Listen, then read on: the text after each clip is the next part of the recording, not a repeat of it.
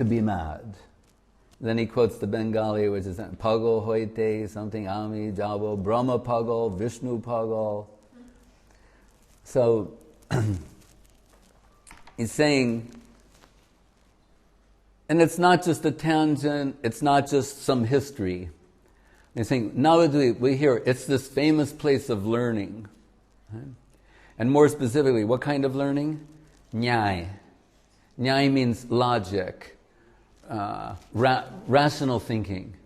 Right? That's what it was famous for. That's why it's very important that these pastimes begin there. It's a peripheral reason, but a reason nonetheless. So in the place where they are completely established in logic, they're the gurus of logic. Right? That's what Navadvip was at the time of Mahaprabhu. Everyone in India knew it, had this reputation. The greatest pundits stood there, the greatest logician, the greatest nyayic thinkers. Nyay is Sanskrit for logic. So that's where they are. And what's being sung in this song is saying that 3 Pagal people, Pagal means crazy, 3 crazies entered Navadvip and started smashing all of this logic and rational thinking. Who are they? They're Brahma, Vishnu, and Shiva. Right? Who are the 3 crazy people? Right? Brahma means Haridas Thakur, as we sometimes say, Brahma Haridas. Right?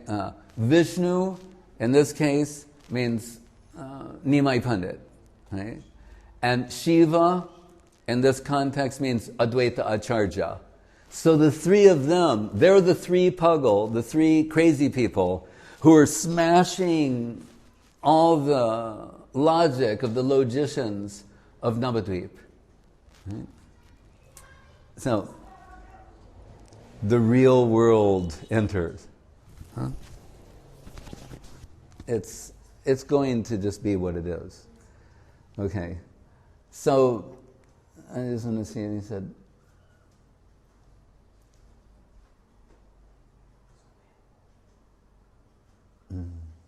he says, what is desirable for Brahma and Shiva has been pulled down in this worldly, ordinary plane, and they are dancing, chanting, and playing on mridanga madly, and ordinary people are very satisfied. Right?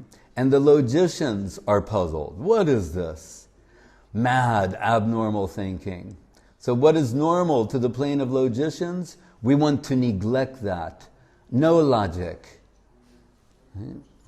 So when Mahaprabhu is called over by Prakasananda Saraswati, the leader of 60,000 Mayavadi sannyasis, he's saying, you look like a very dignified person and very honorable and respectable, but we hear, word has come to us that you're singing, dancing, chanting, getting emotional, expressing different types of sentiments. So that's not the proper behavior, mood, and characteristics for a sannyasi. The sannyasi should be engaged in studying seriously the scriptures and have a grave persona about them. And so these are the rumors I've heard. I don't know how so far it's true. Right? So Mahaprabhu's response to that, there's a very famous sloka from the Srimad Bhagavatam, Evam Brata Swapriyanama Kirtya, gotta be a little quiet, whispering, Jatanurago Drutachitta Uchche Hasatya Atto Roditi Roti Gayati Unmadavan Nritri Loka Bhaja. So it says that Mahaprabhu's answering him by saying, my Guru Maharaj, he could see that I didn't have the adhikar, I wasn't so qualified to study philosophy, Vedanta, and such things.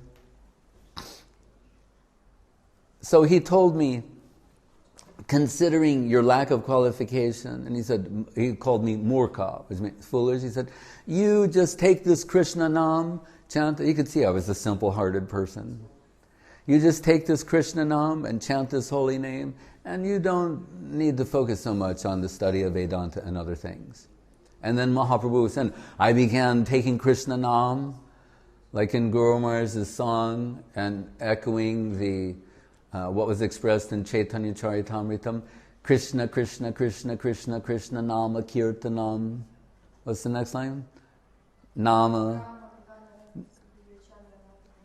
Yatra Tatra Krishna Nama. Dhanya Loka Nishtaram. Prema Dhamma Devameva Nomi Gora Sundaram. It's also expressed in the beginning, Krishna Nama Siddhu Dhamma Dhanya Dana Sagaram. That Krishna Nam is the abode of all nectarine substances. So Mahaprabhu is saying, I found, Nimai Pandit saying, after my guru gave me this mantra, I would chant the mantra, and then sometimes I would experience ecstasy, my hairs would be standing on end, tears are coming out, sometimes I'm laughing madly, like a madman, just laughing. And he describes all the ecstatic effects of taking Krishna Nam. He said, so I went back to my guru and said, what kind of a mantra have you given me? What is this? And when he told, and the guru said, what is the problem? He said, I'm taking this name, and sometimes I'm crying, sometimes I'm laughing like a man, my hairs are standing on end, I'm falling on the ground, I'm becoming stunned in the process.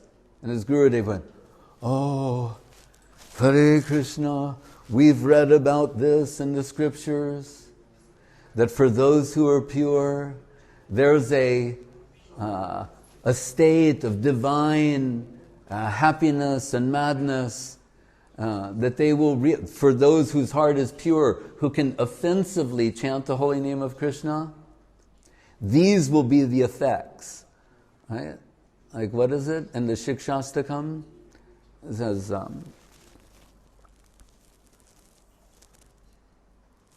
after Asli Shabha Paravatam, no, not that.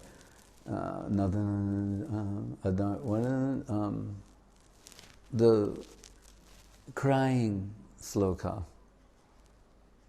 Nadanam Nadanam Sananim. Ayinanda Tanuja Kinkaram. What's the next sloka? Yugaitam Nimishena Chakshusha Pravishayitam Sunyayitam. Anyway, there's, actually in one sense, Cheto Darpanam Arjanam Bhavamaha Davagni Nirvapanam Shreya Kairava Chandrika Vitaranam Vidyavadu Jivanam Anandam Buddhivardhanam. This is alright.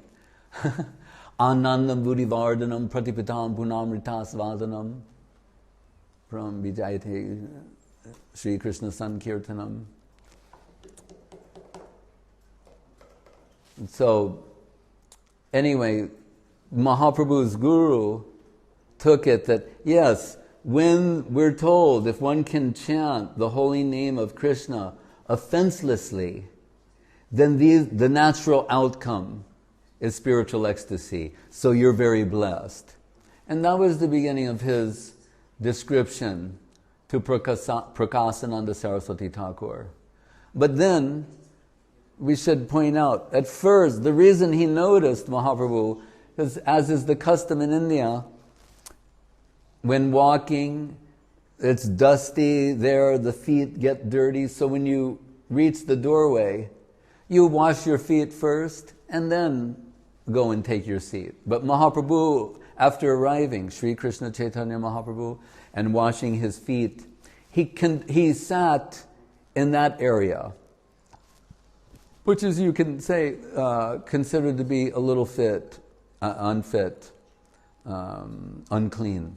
But at the same time, sitting there in a potentially dirty place, or a conventionally dirty place, everyone noticed this incredible effulgence that had entered the room. So they're all drawn towards this divine radiance emanating from him. And that's when Prakasananda, you're sitting, Your Holiness, please, come here. Right? What is that effulgence? Rupa Goswami gives us a hint, because it's the external manifestation of what's going on internally with Mahaprabhu. So in the Chaitanyastakam, it says Raso Dhamma Kamar Buddha Madura Madurojula Tanur Jatinam Utangshas Tarani Karabidyoti Basana Hiranyanam Lakshmi Varan Abhivavan Angika Rucha Sat Chaitanya Kime Punarapidashor Yashati Padam. So here Rupa Goswami is giving some description of Mahaprabhu. Hiranyanam Lakshmi Varan Abhivavan Angika Rucha, this golden effulgence, but then Jatinam as a sannyasi, Jatinam Utangshas Tarani Kara Vidyoti Bharsana. So great was the radiance coming from Mahaprabhu's heart, infused with Radha Bhava, Duty Subalita Nomi Krishna Surupam, that not only was his complexion radiant like molten gold, but the sannyas vesh was also as if it was being illuminated. So all the clothes covering him, they were also glowing. That's how great his effulgence was.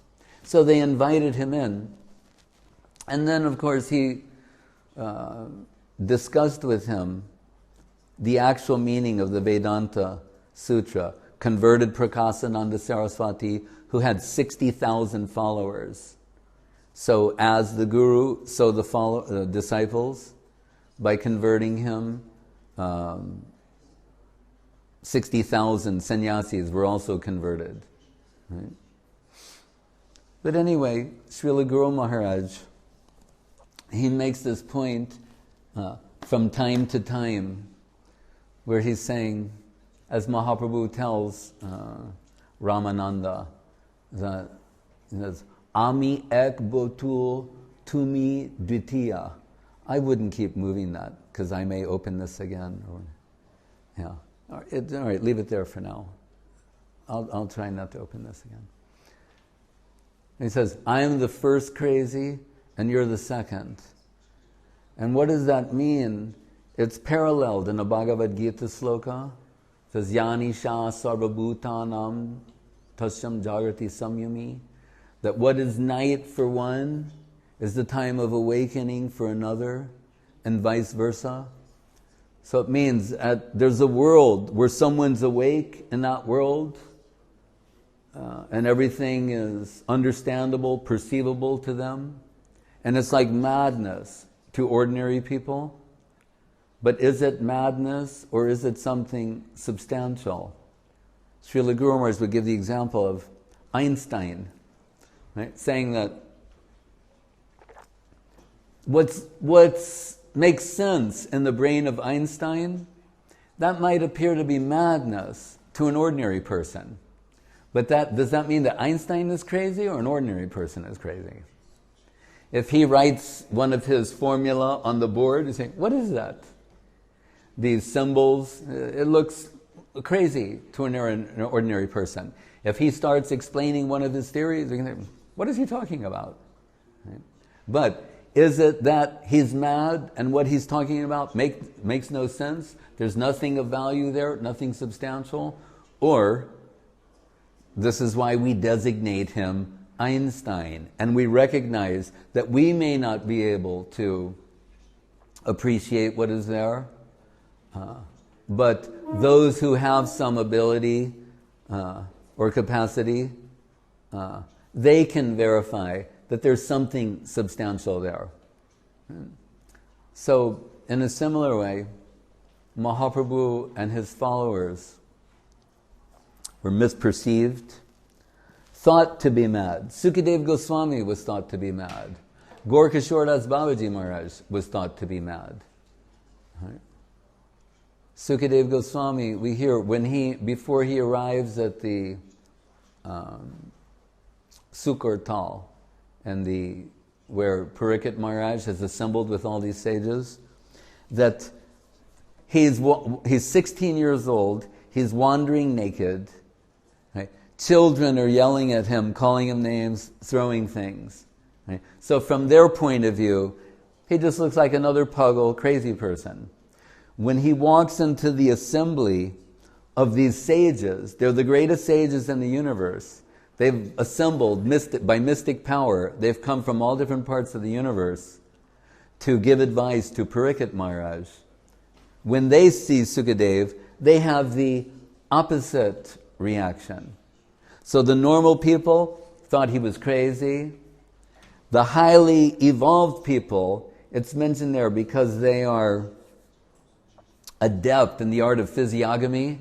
They can tell by looking at his body, the shape, the structure. Right? There are some beautiful slokas there just telling about the beauty of the neck of Sukadev Goswami, of his divine Sukadev Goswami. By just viewing him, they can understand that he's not crazy, but actually he is a liberated soul of the highest rank.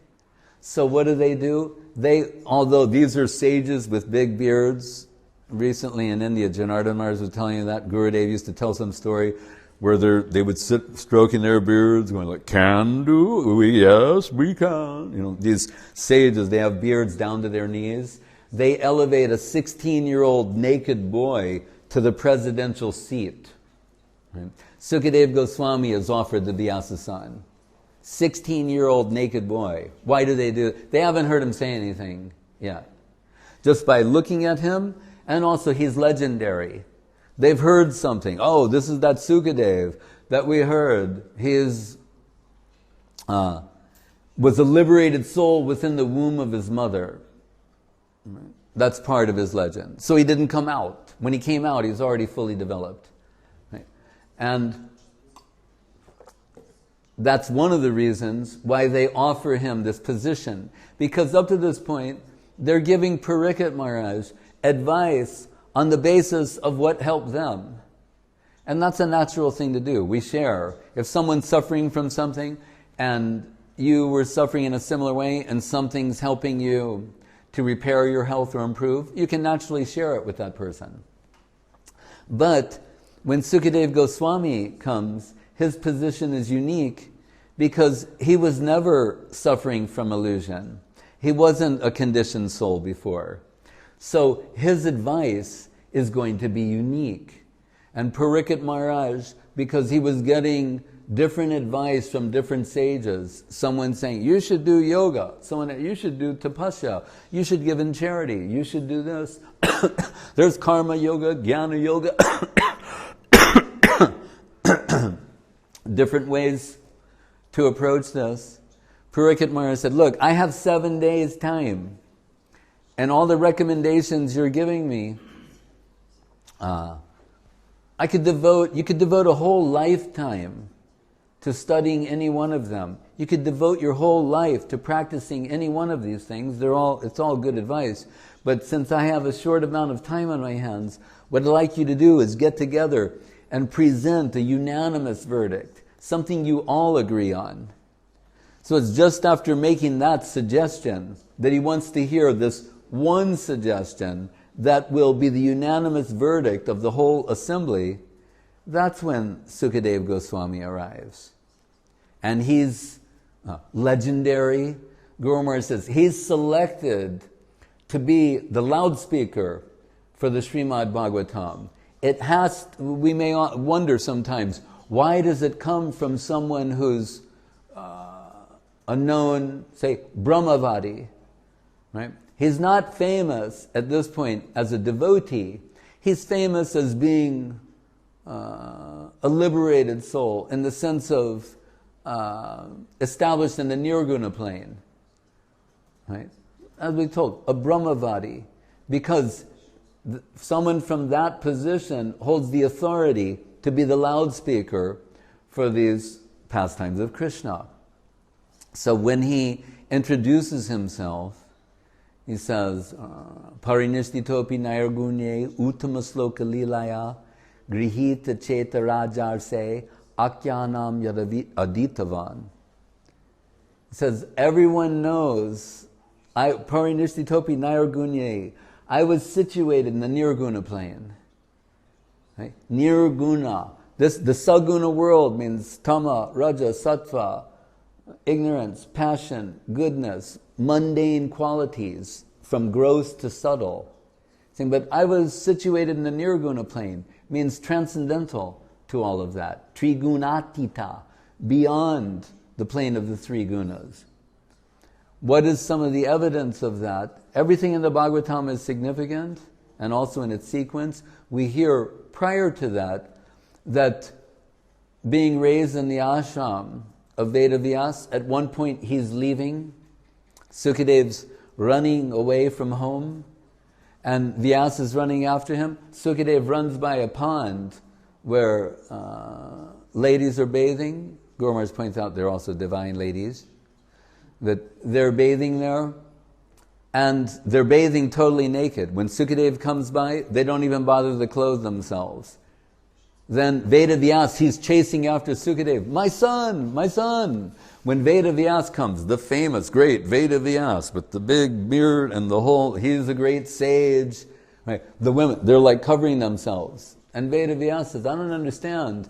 When my son, nobody bothered to cover themselves, now I'm here, everybody's become shy and concealing. They said, yes, because we saw in his eyes, he doesn't distinguish male or female. There's no tinge of mundane sexuality in him. That we know. And me? No, right.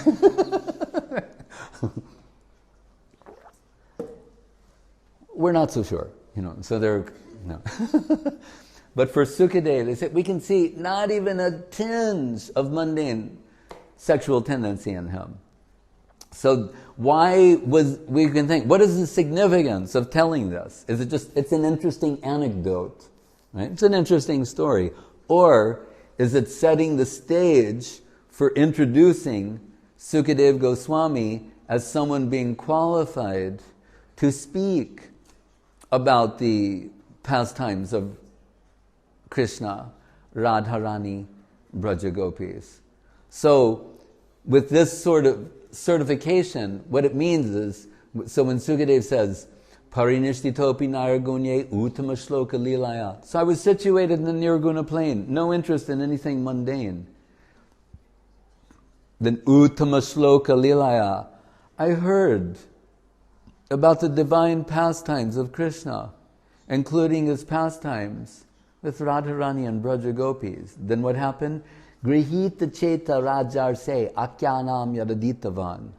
Then it was this, my whole existence, my whole consciousness was carried away to another domain that I did not know existed previously. I was carried away to another world. Like we know this story, and whether it's in a book, in a movie about the man who's carried away, he goes to another world and he comes back to tell his tale. But here is the most remarkable tale. First of all, because it's real. It's not a story that's been manufactured by the imagination of men. It's not, as one writer called it, Adventures of the Intelligence. No, this story is real. Sukadev giving himself as evidence. I was carried away to another domain.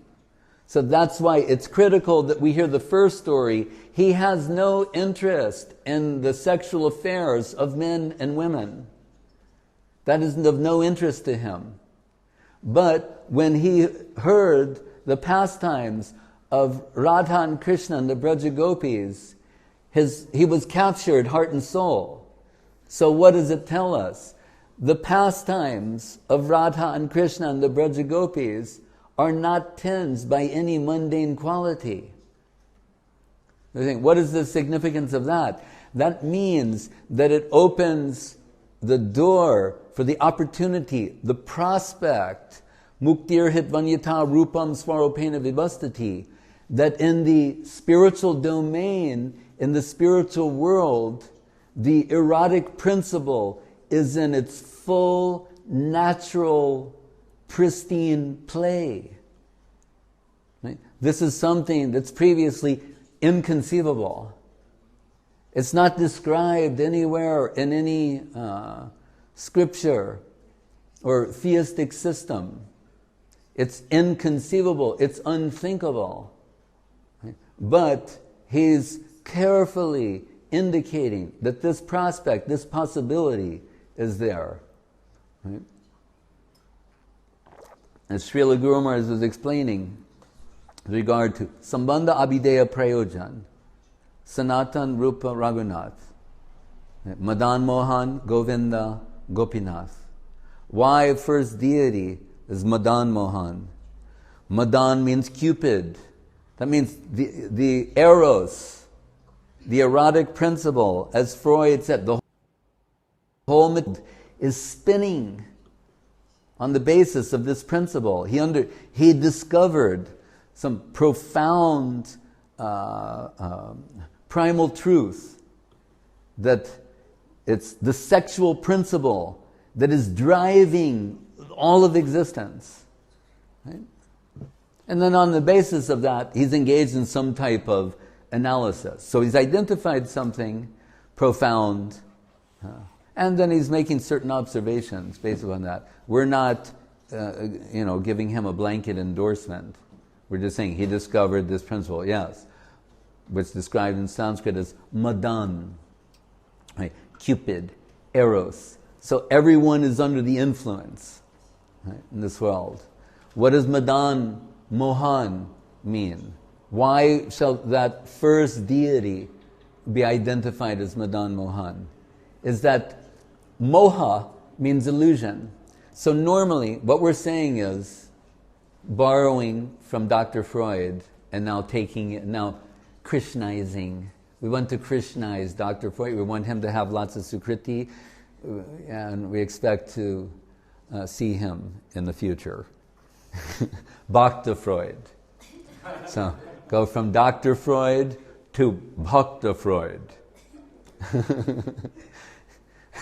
Entschuldigen Sie bitte, Bhakta Freud. Verstehst du?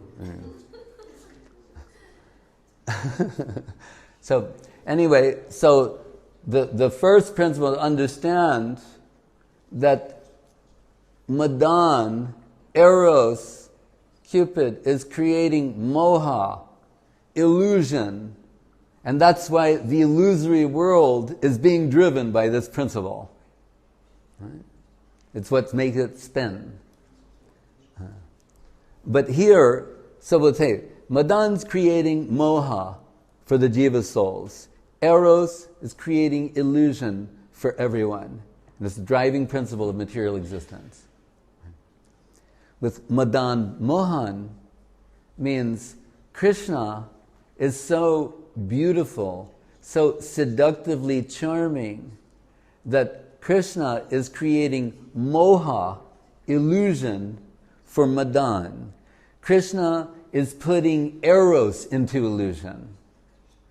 Eros is being seduced by the Krishna conception.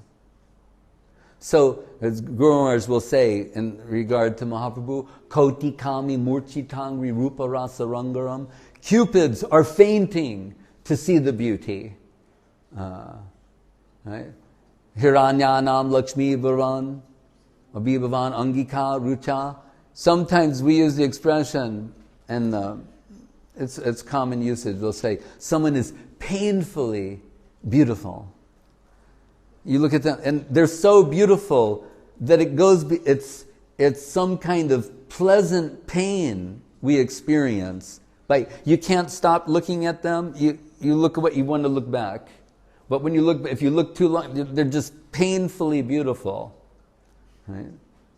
That is the type of beauty that when Srimati Radharani's heart is enveloping Krishna, he looks so painfully beautiful that 10 million cupids are swooning. Right? So, that's Mahaprabhu. But same thing, Krishna, same but different. As they say in Thailand, same but different. That's a Chincha Beda Bed in Thai. Same but different. I think we'll capture the Thai people with that sutra.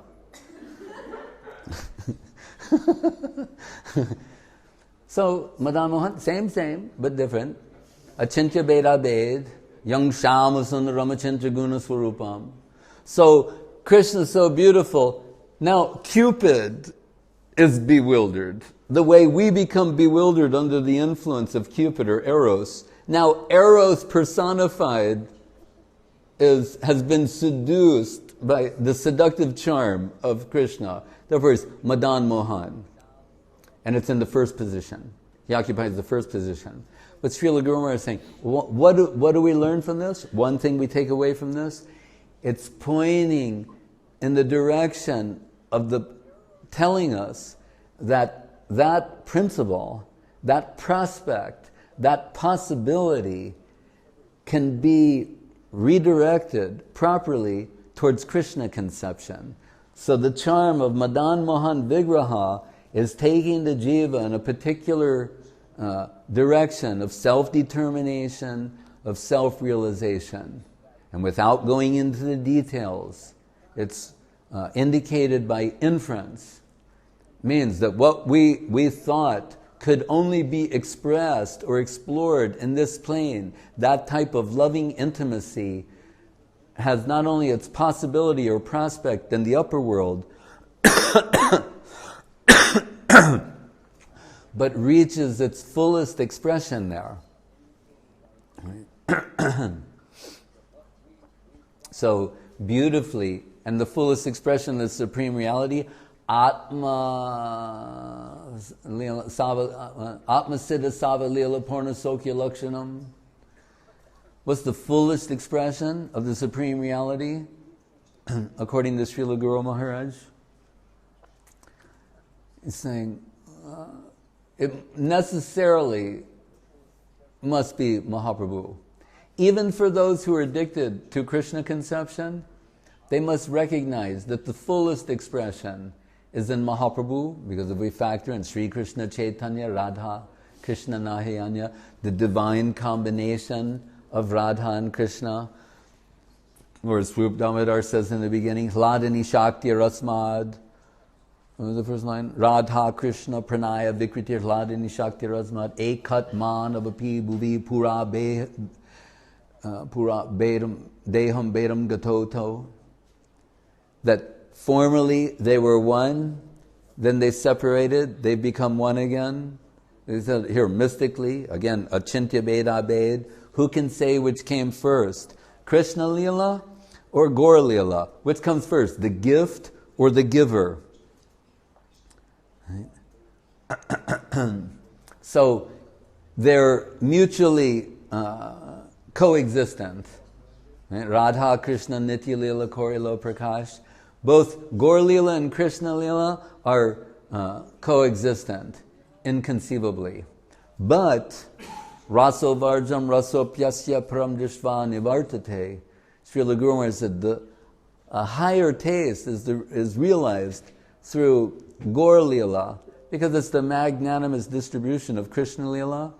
And here we'll see if Radha and Krishna combine as Mahaprabhu, then and by dint of that combination, we can conceive of Gaur Lila in a superior position, because in addition to their both being there, it's also has the Odarja aspect of distributing Krishna Lila, distributing Vrindavan, giving entrance into Vrindavan and Krishna Lila.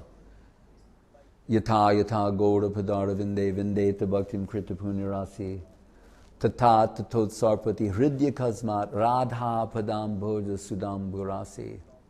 But who will believe this? Crazy people. So we're going to put a little sign here that says, for this room, for madmen only. That's my favor to you. For madmen only. Right? So that's why he came back to this song. He's saying, I'll be happy if I'm not sane in this world. In this world where the so-called sane people have no appreciation for Guru, Gauranga, Radha Govinda, and all these things. It would be better to be insane than to be a sane member of that world. It's something like that.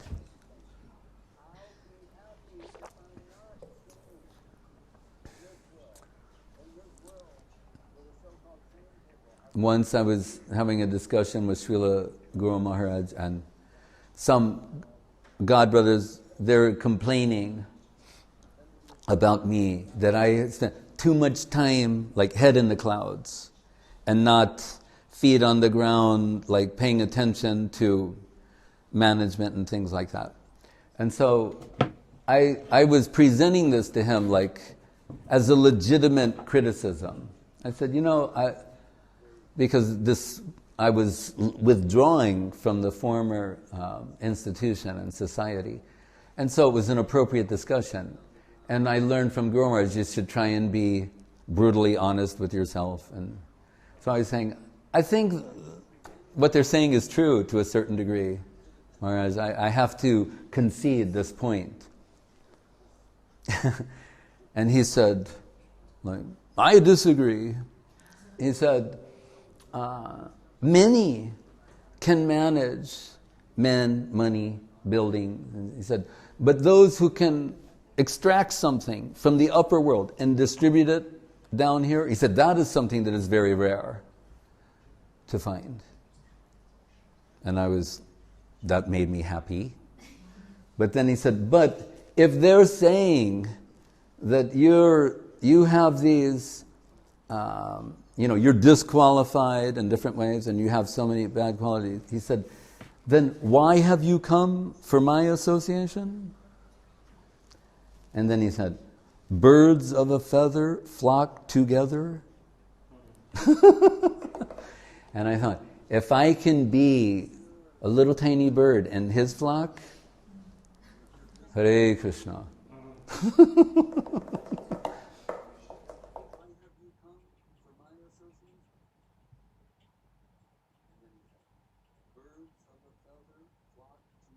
What is the conception of Nam, of Ram, Nam? Once Srila Guru Maharaj was asked, a little child, like Guru Kula boy, met with an unfortunate accident and died as the outcome, and reportedly took the name Krishna before he left the world. And so that devotee was asking Srila Guru Maharaj, what is his fate? This young child said, right before I, Krishna, Krishna. And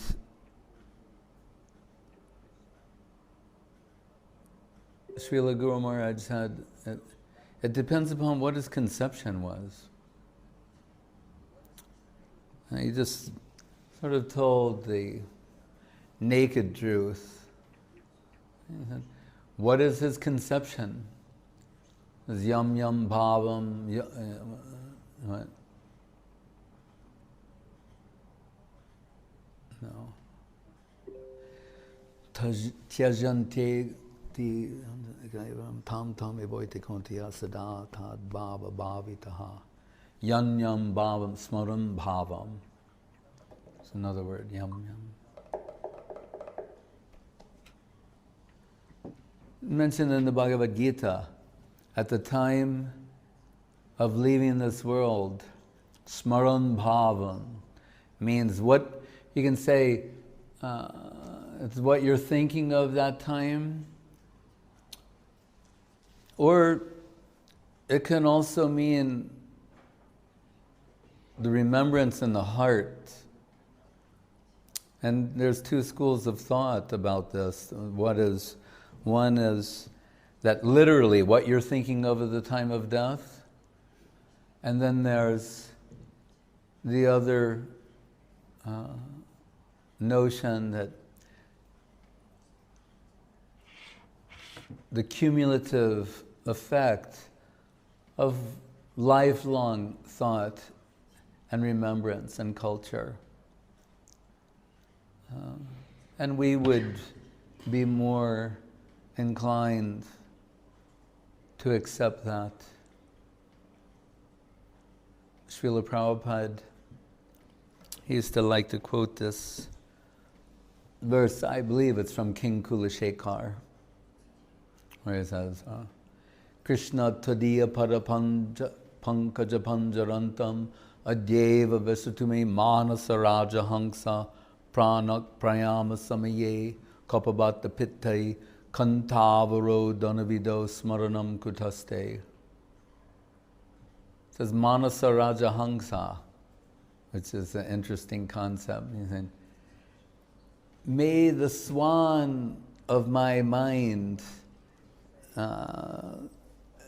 dive into the stem of the lotus, of your holy lotus feet. Something like that. Krishna tadiya para pankaja. Pankaja means the lotus, pankaja.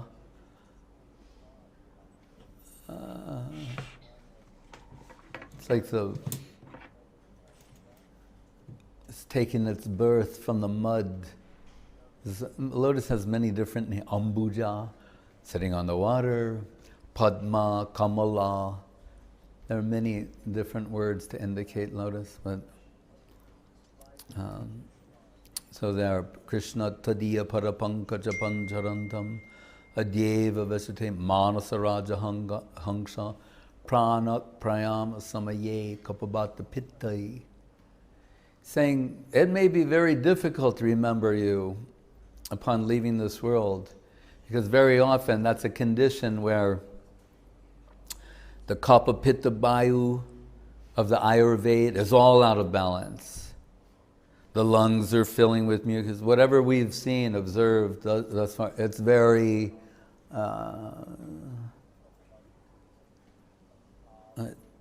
dislocating, imbalancing. Right? So that at that time, one's going to have the presence of mind to remember Krishna in some profound way. King Kulashekar is saying, maybe not. Or he's even suggesting, most likely not. So what he's saying in this sloka, now, while I'm relatively healthy, let me, if I can remember your lotus feet now, that will be good. Because at that time, I think it's going to be very difficult. Right? And there's also a sloka in the Isha Upanishad, something along the lines where the devotee is praying, it's likely that I may forget you, but you please don't forget me. Right? From a Paramatma point of view, it's kind of impossible. But to be in the heart and mind of Krishna is then again another thing. And so, Asraya loya bhaje tare, the Krishna nahi tyaje akarane, was that the Vaishnava strategy is to remember or take shelter of the devotee of Krishna, because ahang bhakta paradino hyasvan tantra ivadvija sarubir bhakta hridayo bhaktayar bhakta janapriya. The devotees are always in the heart of Krishna. If we factor in yeyatamam prapadyante tams tataiva bhajamyaham, Krishna is saying, I reciprocate devotion. So if devotees are incessantly, and we're talking here about substantial devotees, they're incessantly in remembrance of Krishna.